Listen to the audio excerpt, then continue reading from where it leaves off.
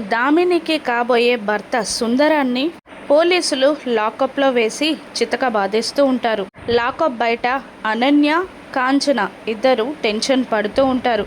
కానీ police SI, constables నలుగురు కలిసి సుందరాన్ని చితక బాధేస్తూ లాఠీలన్నీ విరిగిపోయేలా చెప్పరా చెప్పు అని బాదుతూ ఉంటారు.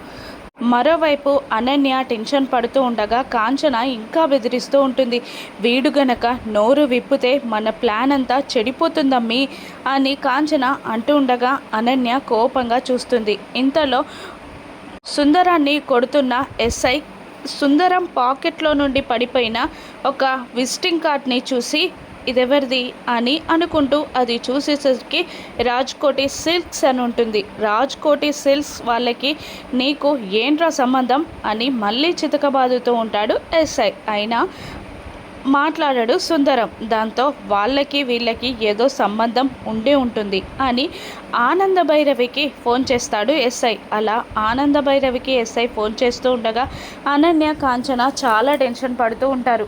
మేడం, మాకొక పెట్రోల్ దొంగ దొరికాడు, వాడి గురించి మీకేమైనా తెలుసా చెప్పండి, ఫోటో పంపిస్తాను అని అంటూ ఉండగా అలాగే పంపించండి అని అంటుంది ఆనంద భైరవి. లాకప్లో ఉన్న సుందరాన్ని ఫోటో తీసి ఆనందకి సెండ్ చేస్తాడు ఆ ఎస్ఐ. దాంతో ఆనంద ఎవరు అని ఫోటో ఓపెన్ చేసి చూడబోతూ ఉంటుంది.